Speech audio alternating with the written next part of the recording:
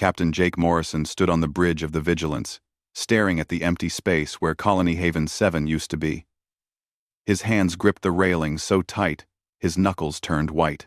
Behind him, his crew worked in silence. Nobody wanted to say what they all knew. They were too late.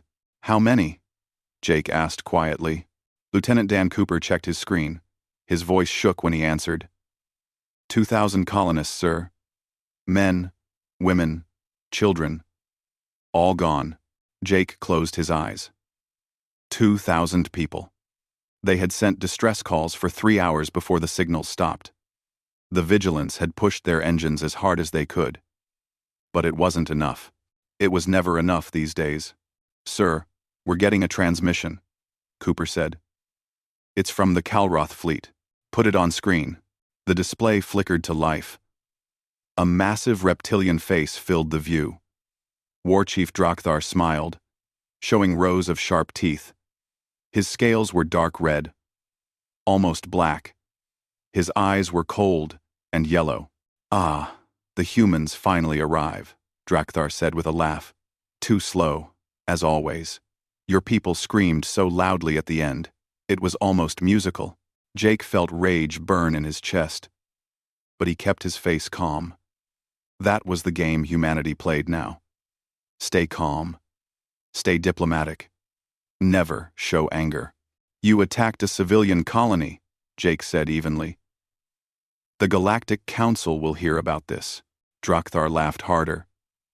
"The Council? They don't care about prey species like you. You are weak, soft. Your kind should never have been allowed into the stars." The transmission ended. Jake stared at the blank screen for a long moment. "Get me a secure line to Earth Command," he said. "And start recording everything. Every sensor reading. Every piece of debris. I want proof of what happened here.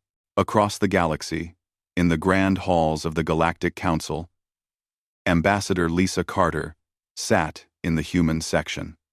It was the smallest section in the room, pushed far to the side. Other species barely looked at her when she spoke. Today, she spoke about the attacks. She showed the evidence. Pictures of destroyed colonies, lists of the dead, recordings of the distress calls. "This is the 7th attack in 4 months," Lisa said. Her voice was steady, but her heart was breaking. 7 colonies. Over 5,000 human lives.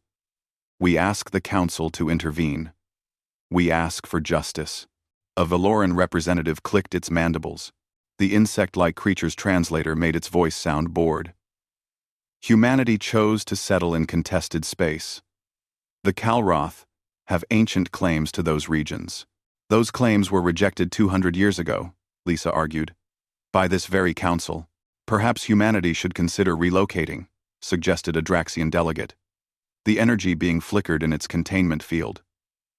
There are less desirable systems available, safer for a young species. Lisa felt the familiar frustration rise. Young species. They always said that. Humanity had been in space for over 300 years. But to these ancient races, that was nothing. To them, humans were children. Weak children who didn't deserve respect. "We will take your complaint under advisement," the council leader said. It was the same thing they always said. It meant nothing would happen.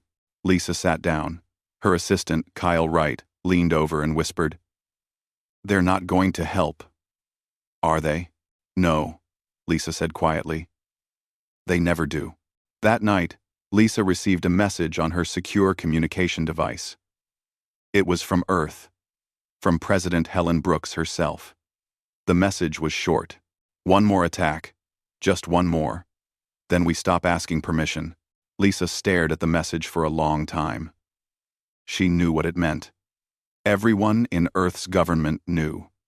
For 23 years, humanity had played a careful game. They joined the Galactic Council with smiles and peace treaties. They built colonies slowly. They traded fairly. They never showed aggression. But it was all an act. A very careful act. In a secret facility on Mars, Dr. Emma Wallace walked through rows of weapons that officially didn't exist. Plasma cannons that could crack a moon in half. Missiles that moved so fast they bent space-time. Drones that could think and fight on their own. "How long until we're ready?" asked General Nathan Cross. He was the head of all Earth's military forces, though most of the galaxy thought humanity barely had a military at all. "We've been ready for 15 years, Emma said with a thin smile. "We've just been waiting for permission to stop pretending." "The Kalroth think we're weak," Nathan said. "Good," Emma replied. "Let them keep thinking that." For now, on the colony world of New Boston, Pete Sanders tucked his daughter into bed. She was 7 years old. Her name was Lucy, and she had his blonde hair and her mother's green eyes. "Daddy, are the bad aliens going to come here?" Lucy asked. Pete wanted to lie. He wanted to tell her they were safe. But he had always been honest with his daughter. "I don't know, sweetheart," he said. "But if they do, there are brave people who will protect us." "Like Captain Morrison?" "Yes, like Captain Morrison." What Pete didn't tell his daughter was that he had a rifle hidden in the closet. That every adult on New Boston had weapons training. That the colony had defense systems disguised as farming equipment. Humanity didn't believe in defenseless colonies. They just made everyone think they did. Back on the Vigilance, Jake Morrison sat alone in his quarters. He was writing letters. Letters to the families of the Haven's 7 colonists. It was the hardest part of his job. His door chimed. "Come in," he said. Commander Ben Hughes entered. Ben was Jake's oldest friend. They had gone through the academy together, fought in training simulations together, and now served together. "Admiral Sullivan just sent new orders," Ben said. Jake looked up. "Business as usual? While our people are being slaughtered? Read between the lines, Jake." Ben handed him the data pad. "Look at the deployment orders for the rest of the fleet." Jake scanned the document. His eyes widened. Ships were being moved. Quietly. Carefully. On paper, it looked like routine exercises and patrol rotations. But Jake had studied military strategy his whole life. He recognized the pattern. This was how you positioned forces before a war. "How long?" Jake asked. "If the Kalroth attack again?" Ben shrugged. "Admiral Sullivan's message said the fleet could be in position within hours. Funny thing about our ships, they're a lot faster than we've been showing." Jake felt something he hadn't felt in months. "Hope. They're going to hit us again," Jake said. "Intelligence says they're planning something big. Multiple colonies at once. Including." "I know," Ben said. "And when they do, they're going to learn something about humanity." "What's that?" Ben smiled. It wasn't a nice smile. "That we've been civilized by choice, not by necessity. And that choice is about to end." In the council chambers, the Kalroth ambassador was meeting with the Valoran and Draxian leaders. They spoke in private, thinking their conversation was secure. "The humans have 3 colonies that would be easy targets," the Kalroth ambassador hissed. "New Boston, Prairie Station, and Riverside. We strike all 3 at once. The humans will have to abandon their claims or watch their people die." "And the council?" the Valoran asked. "The council doesn't care about apes who barely know how to build starships." They laughed together.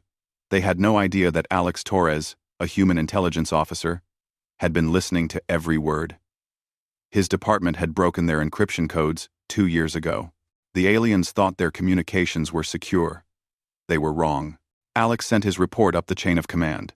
It reached Admiral Sullivan in minutes. She read it, then looked at the star map on her wall. The map showed where every Earthship was positioned. To anyone else, it looked random.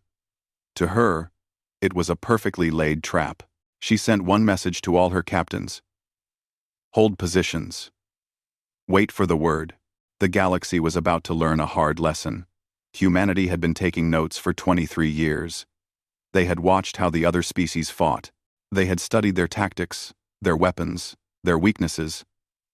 And while the galaxy saw humans as weak and scared, humanity had been building something the galaxy had never seen before.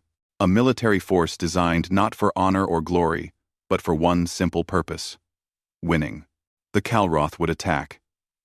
Admiral Sullivan was certain of it. And when they did, humanity would finally show its teeth. The attack came 3 weeks later. Exactly as Alex Torres predicted, Pete Sanders was having breakfast with his family when the alarm started. The sound was loud and harsh, designed to wake everyone up fast. His wife, Maria, grabbed Lucy, while Pete ran to the window. In the sky above New Boston, he could see ships dropping out of faster-than-light travel. Lots of ships. They weren't human ships. "Get to the shelter," Pete said. His voice was calm, but his hands shook. Right now, all across the colony, families were doing the same thing. Running to underground shelters that humanity had built into every colony. The galaxy thought these were for meteor strikes and accidents. They were really built for war. Pete grabbed his rifle from the closet. Maria stared at him. "You said you'd come with us," she said. "I will. I just need to help get everyone to safety first." Pete kissed her and Lucy. "I'll be right behind you. I promise." Outside, the Calroth ships opened fire. Plasma bolts streaked down from orbit. Buildings exploded. But the colony's defense shields held. The shields that the galaxy thought were civilian grade were actually military technology. They could take a beating. On Prairie Station, the scene was the same. Velaran warships surrounded the colony. Their insect-like fighters swarmed toward the surface. The colonists there fought back with hidden weapons platforms. Laser turrets that had been disguised as communication towers now revealed their true purpose. They shot down dozens of fighters in the first minute. At Riverside Colony, Draxian energy ships began their assault. But Riverside had something special. They had gravity generators that humanity told the Council were for making comfortable living conditions. In reality, they could create gravity wells that trapped ships in orbit. The Draxians found themselves unable to maneuver, unable to escape. In 3 different places, the Calroth and their allies thought they were attacking helpless humans. Instead, they found resistance. But resistance wasn't enough. The alien forces had numbers. They had firepower. The colonies could slow them down, but not stop them. On the Vigilance, Captain Jake Morrison watched the attacks unfold on his screens. His ship was too far away to help. At least, that's what his official position showed. In reality, he was exactly where he needed to be. "Sir, should we move to assist?" Lieutenant Cooper asked. "Not yet," Jake said. Every muscle in his body wanted to jump to faster-than-light speed and help those colonies. But he had orders. Wait for the signal. Admiral Kate Sullivan was watching the same attacks from her command ship. Her fleet was scattered across human space. At least, that's what the official records showed. In reality, her ships were positioned in a careful pattern. They had been practicing this for months. Years. Really. She watched the Calroth ships pound the colonies. Watched the colonists fight back. She needed to wait just a little longer. The enemy needed to commit fully. They needed to think they were winning. On New Boston, Pete Sanders helped load the last group of children into the shelter. An explosion rocked the ground nearby. Dirt and debris rained down on him. He pulled out his personal recorder. Every colonist had one. They were supposed to be for personal logs. Really, they were for something else. "This is Pete Sanders, New Boston Colony," he said into the recorder. His voice was steady even though his heart was racing. "If anyone finds this, tell Earth we died fighting. Tell them we died human. Tell them to make these bastards pay." Another explosion, closer this time.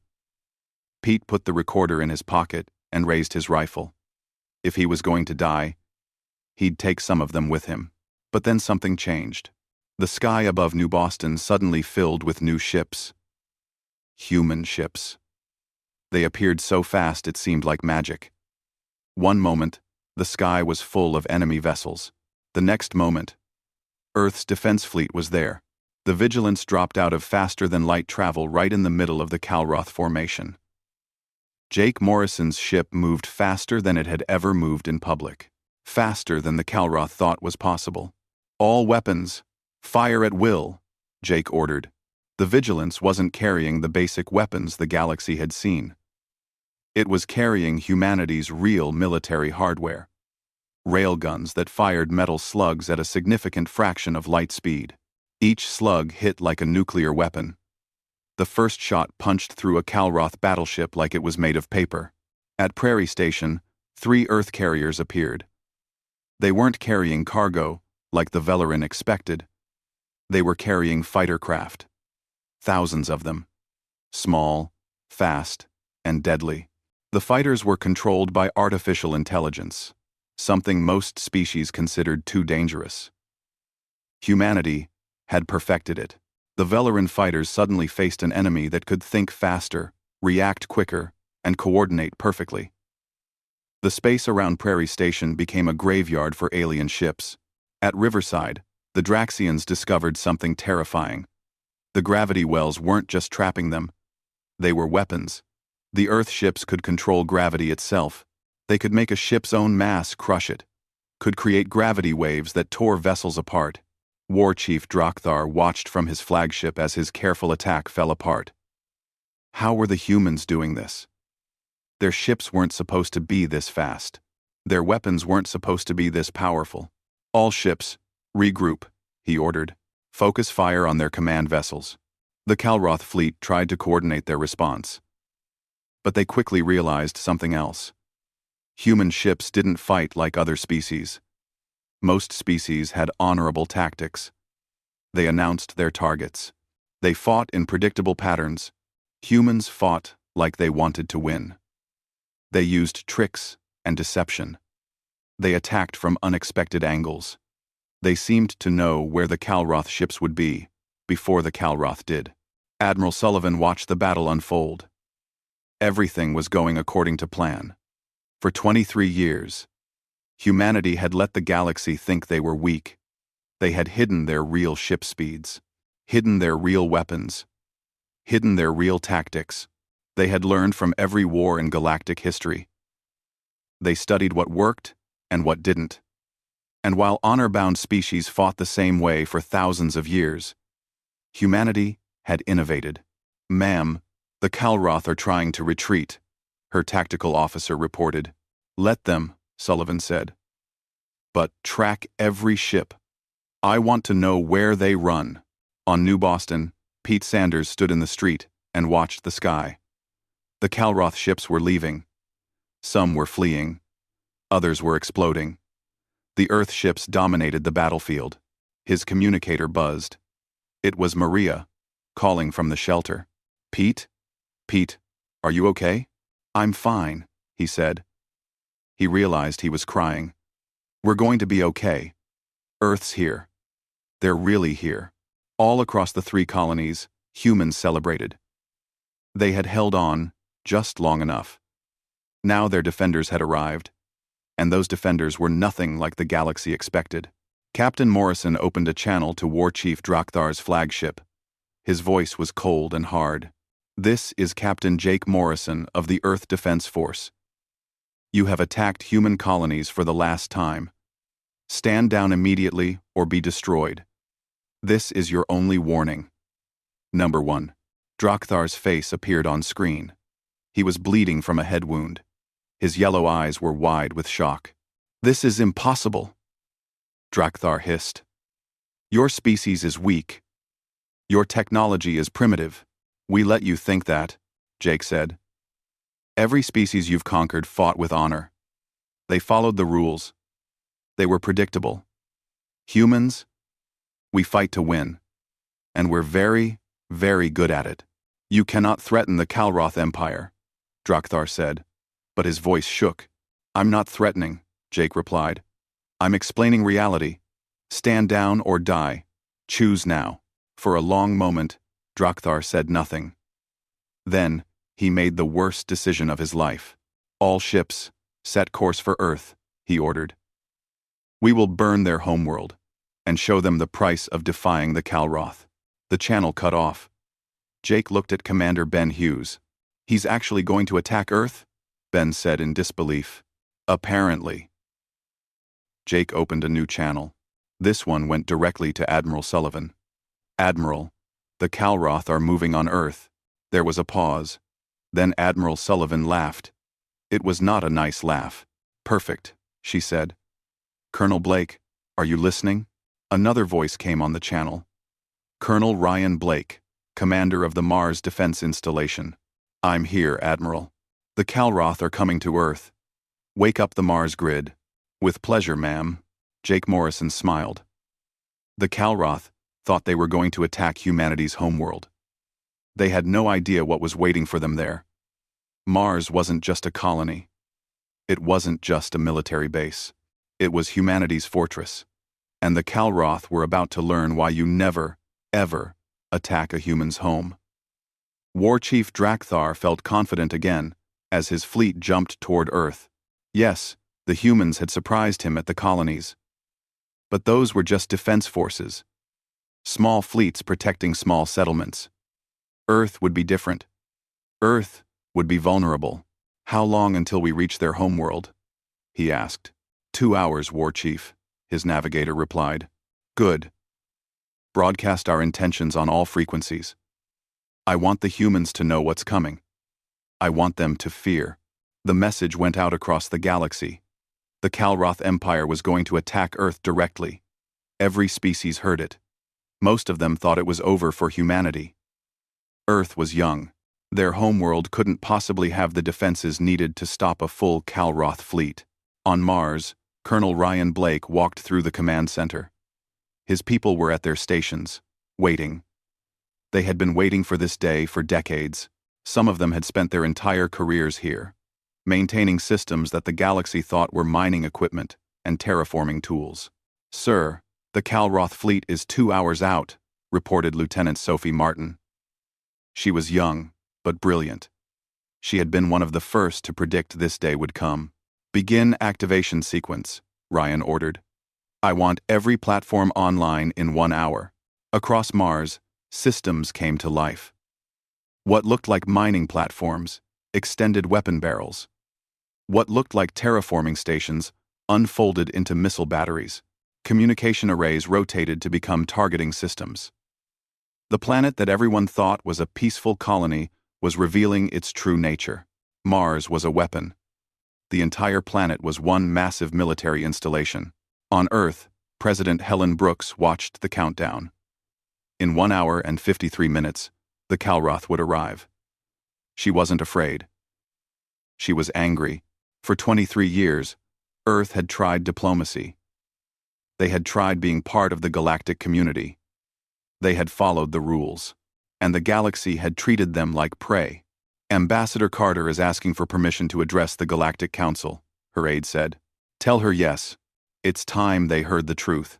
In the council chambers, Ambassador Lisa Carter stood before the assembled species. The room was buzzing with conversation. Everyone had heard about the Calroth attack. Most species were already discussing how to divide up human territories after Earth fell. "Members of the Council," Lisa said. Her voice cut through the noise. "You are about to witness something. I wanted to explain it first, so there's no confusion about what happens next." "Explain what?" the council leader asked. "That your species is about to be eliminated?" "No," Lisa said calmly. "I want to explain why we've been lying to you for 23 years. The room went silent. "Humanity came to the stars hoping for peace," Lisa continued. "We wanted to join your council. We wanted to be part of something bigger. So we showed you what you wanted to see. A young species. Peaceful. Maybe a little naive. You're saying you deceived the council?" A Velaran representative stood up, mandibles clicking angrily. "Lying ni. Our des." "Yes," Lisa said simply. "We studied every species here. We learned your languages, your cultures, your histories, and we learned that the galaxy respects strength above all else. So we hid ours." "Impossible," the Draxian delegate said. "We have seen your ships, your weapons, They are adequate, at best. Lisa smiled. You've seen what we wanted you to see. In exactly 1 hour and 47 minutes, you're going to see what we've been hiding. The view screen in the council chamber switched to show the space around Earth. The Calroth fleet was approaching. 300 warships, ready to burn humanity's homeworld. War Chief Drakthar felt triumph as his fleet dropped out of faster-than-light travel. Earth was there, blue and beautiful, defenseless. He had expected to see human ships scrambling to defend it. Instead, there was nothing. Just Earth and its moon and the red planet Mars beyond. Arm all weapons, Drakthar ordered. Target their major cities. That's when Mars lit up. The entire planet seemed to shimmer. Then suddenly, the space around it was full of weapons platforms. Hundreds of them. Thousands of them. They had been hiding in plain sight, disguised as civilian infrastructure. Evasive maneuvers. Drakthar screamed. Too late. The Mars defense grid opened fire. Not with simple plasma bolts or basic missiles. These were weapons the galaxy had never seen. Kinetic kill vehicles that moved at 90% of light speed. They crossed the distance to the Calroth fleet in seconds. When they hit with the force of nuclear weapons. The first wave destroyed 60 ships before the Calroth could even react. The second wave destroyed 80 more. This count for 79, Drakthar watched in horror as his fleet was torn apart. His ships tried to return fire, but they couldn't target the platforms. There were too many. They moved too fast, and the firepower was overwhelming. Retreat, Drakthar ordered. But they couldn't. Admiral Sullivan's fleet dropped out of faster-than-light travel behind them. The Calroth were trapped between two forces. Mars in front, Sullivan's ships behind. This is Admiral Kate Sullivan of the Earth Defense Force. Her voice boomed across all frequencies. You came to burn our home. Now you'll burn instead. The Earth ships opened fire. These weren't the cautious, careful shots the galaxy had seen before. These were weapons designed for total war. Gravity weapons that crushed ships. Plasma cannons that could melt through any armor. AI-controlled drones that swarmed enemy vessels. On Earth's surface, people stood in the streets and watched the sky. They could see the flashes of light as ships exploded, could see humanity's fleet dancing between enemy vessels, destroying everything they touched. In New York, a crowd gathered in Times Square. The giant screens showed the battle. When the first Calroth ship exploded, the crowd cheered. When the 10th ship exploded, they were roaring. By the 100th ship, they were crying with relief and pride. Pete Sanders watched from New Boston with his wife and daughter. He held them tight. Is it over, Daddy? Lucy asked. Not yet, sweetheart, Pete said. But it will be soon. War Chief Drakthar's flagship was surrounded. His shields were failing. His weapons were depleted. Half his crew was dead. He had come here expecting an easy victory. Instead, he found hell. A human ship pulled alongside his flagship. It was Captain Morrison's Vigilance. Jake's voice came over the communication system. War Chief Drakthar, stand down and surrender, or be destroyed. Never, Drakthar hissed. The Calroth do not surrender. Then the Calroth will die, Jake said. There was no emotion in his voice. Last chance. Drakthar reached for his weapon controls. He would fire one last shot. He would take some humans with him. End quote. But his systems were already dead. The human AI had hacked into his ship's computer. He couldn't fire. Couldn't move. Couldn't do anything. Boarding teams, go, Jake ordered. Human soldiers appeared on Drakthar's bridge. They moved with perfect precision. In 30 seconds, they had secured the area and taken Drakthar prisoner. The war chief of the mighty Calroth Empire was captured without firing a single shot. The battle was over. Of the 300 Calroth ships that attacked Earth, 17 survived.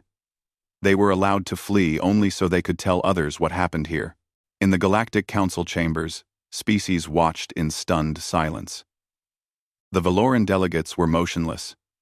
The Draxians dimmed their energy fields in shock. Nobody could believe what they had just seen. Ambassador Lisa Carter stood before them with her arms crossed. 23 years ago, humanity joined this council with hope, she said. We believed in peace and cooperation. But we're not naive. We studied human history. We knew what happened when peaceful people met aggressive empires. So while we smiled and made treaties, we also prepared. You built a military force in secret, the council leader said. That violates dozens of treaties. No, Lisa corrected. We built a military force and didn't tell you about it. We never signed any treaty limiting our self-defense. You assumed we were weak. That was your mistake, not our lie. And now? Asked a delegate from the Tarnished species, a race that had always been neutral. What do the humans want? The same thing we've always wanted, Lisa said. Peace, respect, and to be left alone. But if any species attacks us again, they'll get the same treatment the Kalroth just received. You're threatening the council? The Valoran representative demanded. No, Lisa said. I'm explaining reality. For 23 years, we played by your rules. We were diplomatic, patient, civil. You mistook that for weakness. So let me be very clear now. She looked around the chamber, meeting the eyes of every delegate. Humanity will not be pushed around anymore. We will not watch our colonies burn while you debate. We will not ask permission to defend ourselves. This is Earth's last warning. Warning? The council leader asked. A warning implies consequences. It does, Lisa agreed. Every species in this council has 72 hours to declare their position. Stand with us in mutual defense. Stand aside and remain neutral. Or stand against us. Those are your options. Choose carefully. And if we stand against you, then ask the Kalroth how that worked out for them. General Nathan Cross appeared on the view screen behind Lisa. He stood in the command center on Mars, surrounded by the weapons systems that had just destroyed a fleet.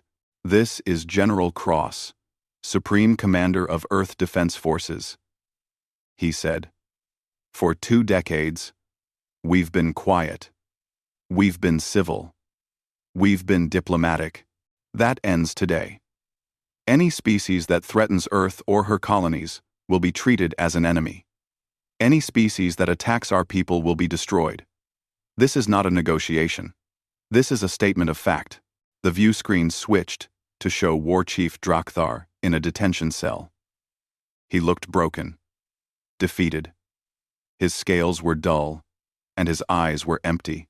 The mighty Kalroth War Chief, Lisa said, captured without firing a shot. Let his fate be a lesson. She turned and walked out of the chamber. Behind her, the council erupted in argument.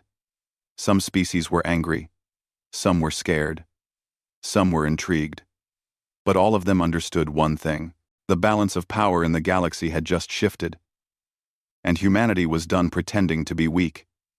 The 72 hours passed slowly for the galaxy. For humanity, it was a time of preparation and revelation. Dr. Emma Wallace stood in front of a camera, broadcasting to Earth and all human colonies. For decades, she had worked in secret. Now, it was time to tell the truth. My name is Dr. Emma Wallace, she said. I've spent the last 30 years developing weapons for Earth's defense. Today, I want to explain what you saw at Mars. She pulled up holographic displays showing technical details. When humanity first met alien species, we realized something important. Most of them had been in space for thousands of years. They had powerful technology. But they also had traditions. They fought wars the same way their ancestors did, with honor, with predictable tactics. Emma smiled slightly. Humans don't do that. We study our enemies. We adapt. We innovate. So, while the galaxy thought we were building terraforming equipment on Mars, we were actually building the most advanced defense grid in known space.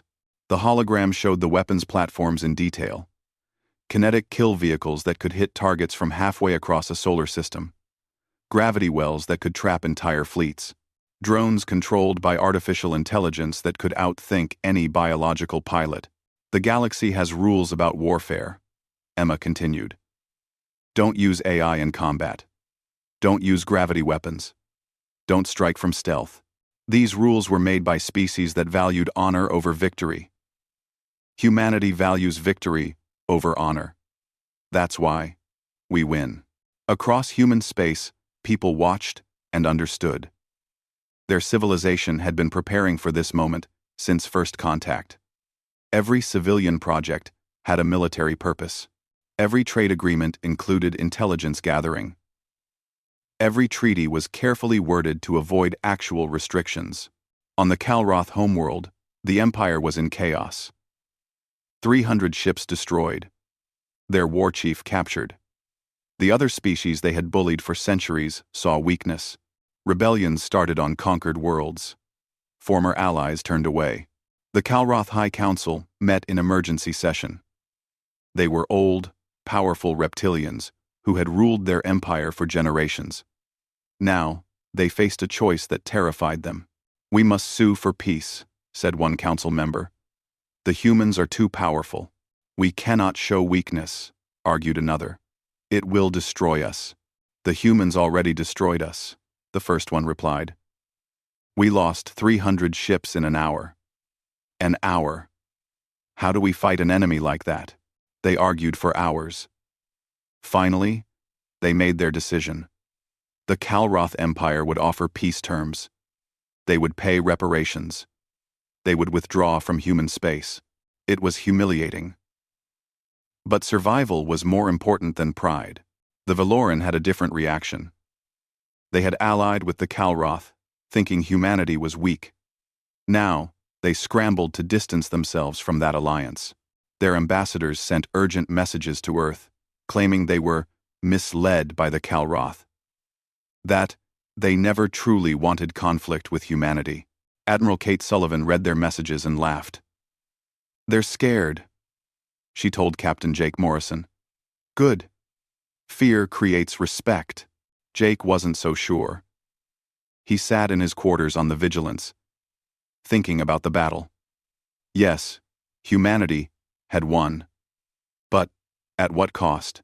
They had spent 23 years building trust, making friends, trying to be part of the galactic community. Now that was gone. Now they were feared instead of trusted. You're thinking too much, said Commander Ben Hughes. He had come to check on his friend. We did what we had to do. Did we? Jake asked. We could have shown our strength earlier, could have prevented the attacks. And if we had, the galaxy would have united against us, Ben replied. Instead, we waited. We let them push us. Now when we push back, we're the victims defending ourselves. We have the moral high ground. Jake nodded slowly. It's all strategy. Even our patience was a weapon. Everything is a weapon if you think about it right, Ben said. That's what makes us human. In the Galactic Council, species were declaring their positions. The Tarnish were first. They announced they would remain neutral, but recognized humanity's right to self-defense. Several smaller species followed with similar statements. Then something unexpected happened. The Menoth, a species that had been bullied by the Calroth for decades, approached Earth with a proposal. They wanted a defense treaty. If Earth would help protect them, they would share their technology and resources. Within hours, 6 more species made similar offers. They had watched the Calroth fall and saw an opportunity. A strong ally who might actually protect them. Ambassador Lisa Carter reviewed each proposal carefully. This was the moment that would define humanity's future in the galaxy. Accept too many alliances, and they'd be drawn into every conflict. Accept too few, and they'd remain isolated. We accept 3, she decided. The Menoth, the Tarnish, and the Yalari. They're strategic, they're trustworthy, and they're vulnerable to the kind of aggression we've faced. The others we tell that we're open to friendship, but not formal alliances. Not yet, President Helen Brooks agreed with the decision. We're not trying to build an empire. We're building a network of mutual protection. The difference being? Asked Kyle Wright, who was learning quickly about interstellar politics. Empires take, Helen explained. Networks give. We help them. They help us. Nobody is forced to do anything. The Draxians, the energy beings who had joined the attack on Riverside, made no official statement. But their ships started avoiding human space. They requested new trade routes that went around Earth's territory. They were too proud to apologize but smart enough to retreat. On Earth, celebrations continued for days. People partied in the streets. Humanity had faced its first real test in the galaxy and passed with overwhelming force. They were safe. They were strong. They were respected. But not everyone was celebrating. Dr. Sophie Martin, the young scientist who helped run the Mars defense grid, sat alone in her quarters. She had watched the battle. Watched thousands of Kalroth die. Yes, they were the aggressors. Yes, they would have killed humans without mercy. But they were still living beings. Having doubts? Colonel Ryan Blake asked. He found her sitting in the observation deck, staring at Earth. We killed so many, Sophie said quietly. They came to kill billions, Ryan replied. Every human on Earth, every colonist, all of us. We defended ourselves. I know. I wish there had been another way. Ryan sat down next to her. There wasn't. We tried diplomacy for 23 years. We tried following their rules. They saw it as weakness. Sometimes the only language aggressors understand is force. Are we still the good guys? Sophie asked. After all this? Yes, Ryan said firmly. Because we only used force when we had to. Because we gave warnings. Because we tried every other option first. We're not conquerors. We're defenders. Never forget that. Across the galaxy, military strategists from dozens of species studied the battle footage. They watched how human ships moved, how they fought, how they coordinated, and they realized something terrifying. Humanity had been holding back. Even in this battle, they had only shown a fraction of their capabilities. The weapons at Mars were powerful, yes, but Dr. Wallace had hinted at 15 more classified projects. 15 more surprises humanity was keeping secret. The galaxy had thought humans were prey. Now they understood the truth. Humans were predators. They had always been predators. They just chose when to show their teeth. In his cell, War Chief Drakthar sat in silence. Human guards watched him constantly. The cell was comfortable, but he barely noticed. His mind kept replaying the battle. The moment when Mars lit up with weapons. The moment when he realized his fleet was doomed. He had been so certain. So confident. The Kalroth had conquered dozens of species. Had fought hundreds of wars. How had he lost so completely? A human entered the cell. It was General Nathan Cross. Drakthar recognized him from the broadcast. Why are you here? Drakthar asked. To explain something, Nathan said. He sat down across from the war chief. You thought humans were weak because we didn't fight back immediately. Because we asked for help from the council. Because we seemed peaceful. You deceived us, Drakthar said bitterly. No, Nathan corrected. We were peaceful. We wanted diplomacy to work. But we're also not stupid. We know what happens to peaceful species in a violent galaxy. So we prepared. Just in case. You always planned this, Drakthar accused. The weapons. The Mars. Base. Everything. We planned for the possibility, Nathan agreed. We hoped we'd never need it. But hope isn't a strategy. Preparation is. So what happens now? Drakthar asked. You kill me? Make an example? No. Nathan said. We're going to put you on trial. A fair trial. Then we're going to send you home to face your own people. They're the ones who need to decide your punishment. You led them into disaster. Drakthar looked surprised. You would let me go? Eventually. With conditions. Your empire will pay reparations. We'll stay out of human space. We'll never attack another human colony. If you agree to these terms, and your High Council confirms them, you'll be released. Why show mercy? Nathan stood up to leave. Because we're still the civilization that tried peace first. We're still the species that values life. We just won't let that value be used as a weakness anymore. He walked to the door, then paused. The galaxy thought we were prey, Nathan said. But humans are the species that hunted mammoths with stone spears. That crossed oceans in wooden boats. That split the atom and walked on our moon. We've always been survivors, always been fighters. You just never bothered to learn our history. The door closed behind him. Drakthar sat alone, understanding that he had made the worst mistake of his life. He had attacked Earth, thinking they were weak. Instead, he had awakened something the galaxy wasn't ready for. A species that could be both civilized and savage, peaceful and deadly, diplomatic and ruthless. He had awakened humanity. 1 year later, the Galactic Council chamber looked different. The seats had been rearranged. Species that had once dominated the center now sat to the sides. And in a place of prominence sat the human delegation, led by Ambassador Lisa Carter. The change had not been easy. There had been arguments, protests, and even threats. But in the end, the galaxy accepted reality.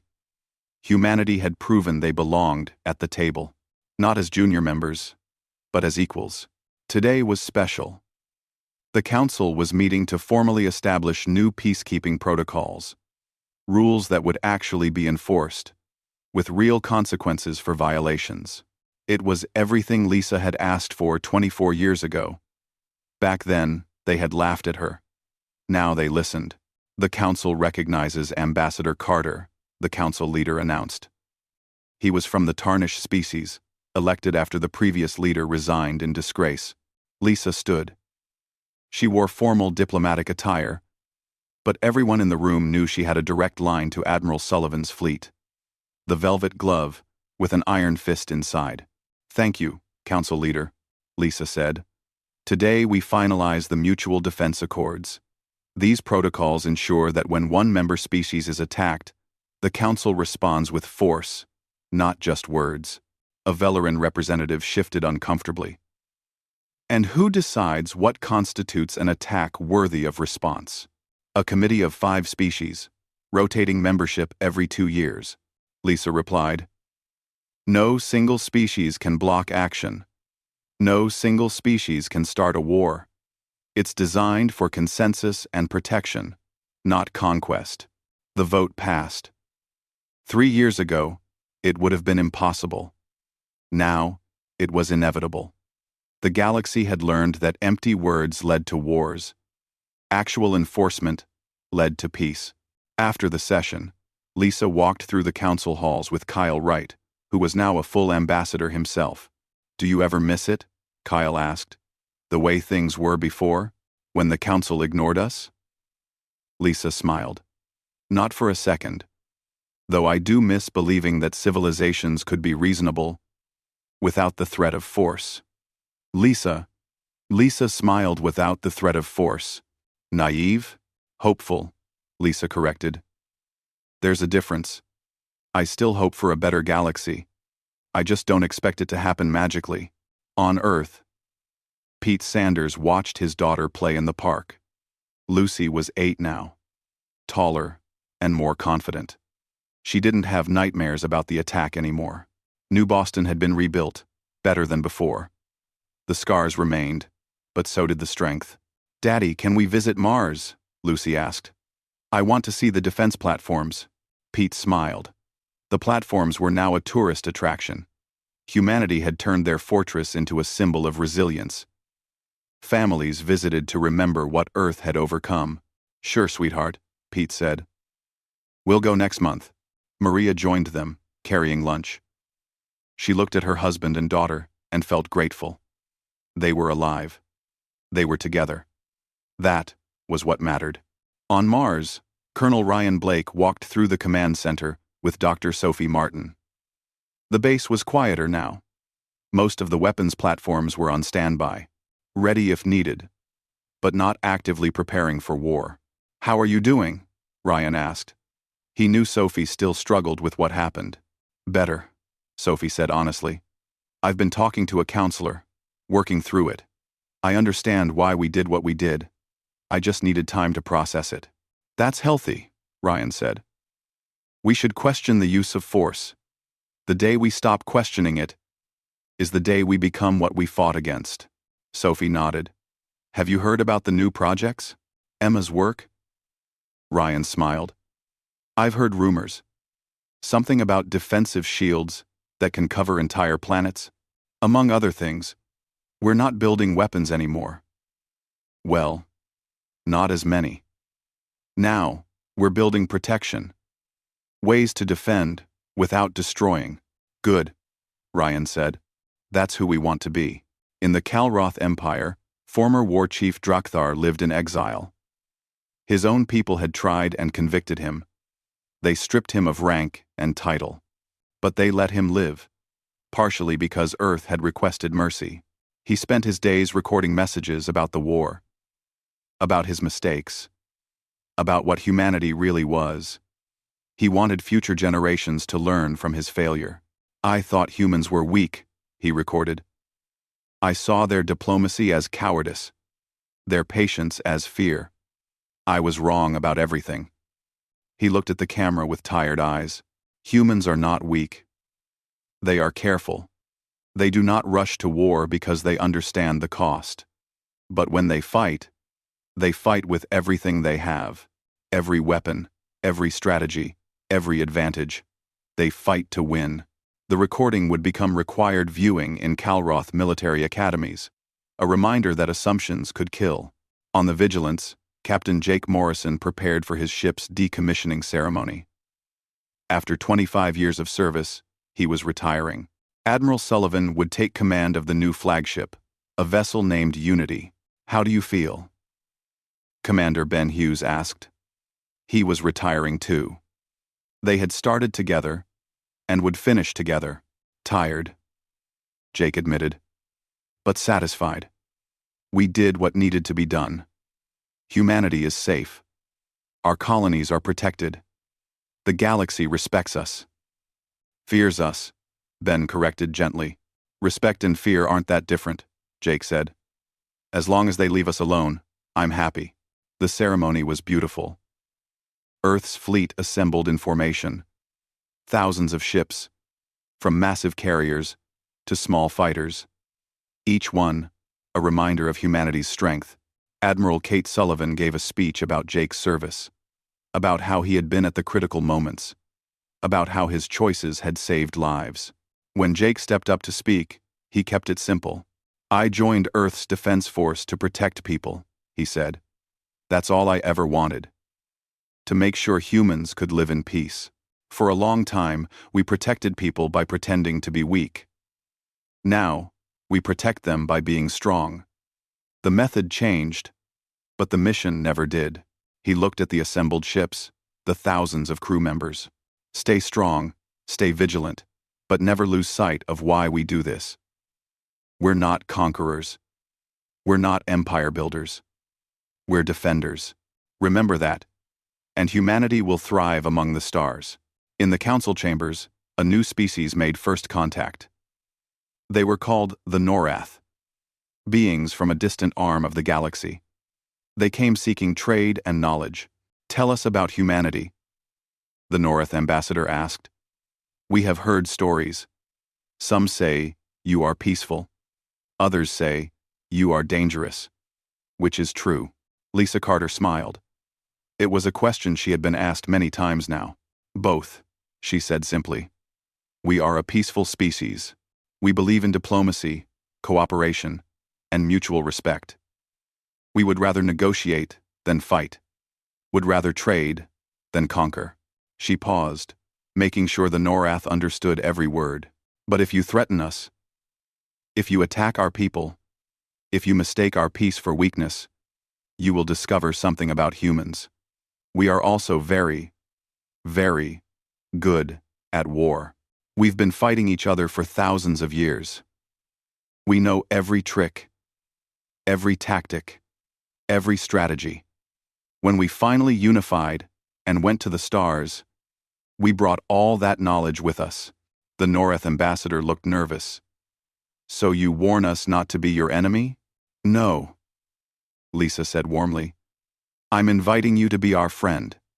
Humans make excellent allies. We're loyal, generous, and protective. We'll share our technology, defend our partners, and work together for mutual benefit. But friendship requires respect. Respect our boundaries, respect our people, and we'll do the same for you. And if we cannot be friends, then be neutral neighbors, Lisa replied. Trade with us or don't. Talk with us or don't. Just don't threaten us. Because that only ends one way. The Norath agreed to a friendship treaty. They would be humanity's 7th formal ally. 7 species who understood that humans were both the best friends and worst enemies you could have in the galaxy. Back on Earth, in a quiet office, General Nathan Cross met with Dr. Emma Wallace. She had 15 classified projects, and today she was briefing him on the progress of all of them. The planetary shield is ready for testing, Emma said. It can protect an entire world from orbital bombardment. Good. What else? Medical nanotechnology that can heal almost any injury. FTL communication that's instant across any distance. Cloaking technology that makes ships completely invisible. Should I continue? Nathan nodded. And nobody knows about these? Just us and the president. We learned our lesson. Always have surprises ready. Always be one step ahead. Do you think we'll need them? Emma considered the question carefully. I hope not. But hope isn't a strategy. If history has taught us anything, it's that peace is maintained through strength. We showed the galaxy our sword. These projects ensure we always have a sharper one hidden away. Just in case, Nathan agreed. Just in case, Emma confirmed. The years passed. Humanity continued to grow among the stars. New colonies flourished. Trade networks expanded. Alliances strengthened. The galaxy settled into a new balance, one where humanity was a major player. There were still tensions, still disagreements, still the occasional border dispute. But nobody attacked human colonies anymore. Nobody tested Earth's patience. The lesson had been learned. In schools across human space, children learned about the Calroth attacks, about the Mars defense grid, about the day humanity revealed its true strength. Teachers used it as a lesson in preparation and deterrence. We tried peace first, they would say. We gave diplomacy every chance, but we also prepared for the worst. That's what saved us. That's what makes us human. Pete Sanders was now a teacher at one of those schools. He told his students about the attack on New Boston, about hiding his family in shelters, about recording his final message, about watching Earth's fleet arrive in the nick of time. Were you scared? A student asked. Terrified, Pete admitted. But I was also proud. Because I knew Earth would come. I knew we had people who prepared for this day, who built those weapons and platforms and ships, who trained for decades just in case. That's the promise of humanity. We take care of our own. In the vastness of space, human ships patrolled the borders. The crews were professional, well-trained, and alert. They knew the cost of complacency. They had learned from history, and when they encountered alien vessels, the interactions were polite, respectful, sometimes even friendly. But there was always an understanding, an unspoken knowledge that hung in the space between ships. Humans were peaceful by choice, not by necessity. On Earth, in the rebuilt council chamber viewing room, a plaque hung on the wall. It commemorated the day everything changed. The day humanity revealed its true nature. The words were simple, but powerful. We offered peace. You chose war. We will never make that mistake again. This is Earth's promise to itself and warning to the galaxy. We will always be prepared. We will always protect our own. And we will always give one chance for peace. Only one. Ambassador Lisa Carter stood before that plaque sometimes, remembering the years of frustration and disrespect, remembering the day she warned the council, remembering the moment everything changed. Kyle Wright found her there one day. Do you regret any of it? He asked. Lisa thought about the question, about the lives lost, about the destruction, about the fear humanity now inspired in some species, about the respect they had earned. No, she said finally. We did what we had to do. We gave peace every opportunity. When that failed, we defended ourselves. That's not something to regret. That's something to remember, so we never have to do it again. She turned away from the plaque. Come on. We have a new treaty to negotiate. The Yorith want to discuss trade agreements. More allies? More friends? Lisa corrected with a smile. Because that's what we are now. The species that everyone wants as a friend, and nobody wants as an enemy. And that's exactly where we should be. They walked out together, leaving the plaque behind. But its message remained, a reminder to humanity of who they were and what they were capable of. A warning to the galaxy about the price of aggression. Earth's last warning had been heard, and the galaxy would never forget it. Humanity had arrived among the stars with hope. They had faced aggression with patience. And when patience ran out, they had shown the galaxy what humans really were. Not prey, not victims, not a species to be pushed around. They were survivors, fighters, protectors of their own. They could be your greatest allies or your worst nightmare. The choice, as always, was yours to make. But you only got to make it once.